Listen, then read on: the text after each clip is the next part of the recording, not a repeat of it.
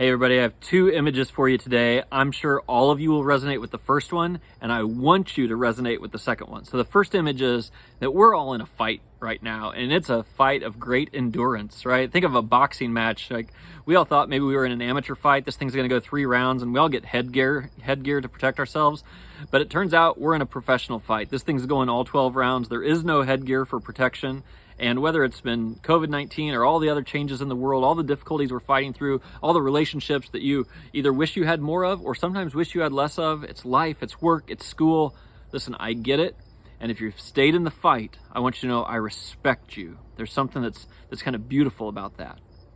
However, the second image is also a boxing match image. It's when you feel kind of your guard coming down a little bit and your punches not punching as strong. You gotta go to your corner. Listen, even the best fighters, they fight with their heart for 3 minutes and then they step back and rest. And you have to find that rhythm. I know for me, it's been missing that rhythm that has put me in the most vulnerable places myself. I knew I was feeling depleted. The people who were around me could have told you how depleted I was, but it's finding these rhythms again, to come to my backyard and catch my breath and look up to the sky and say a couple quick prayers. Do that once a day, it does everything. I've returned to worship in person, and I'm not trying to make you feel jealous if you just can't come back in person, but my goodness, singing with other people, worshiping God, spending that hour, getting some perspective, I mean, it resets things every week. And I don't know about you, if you've had a chance to get out of town or take some rest or some vacation this summer. I know for me, I tried to do that 4 or 5 times this summer, and every single time it got blocked. Something came up at church or something, kept me from traveling like I wanted to.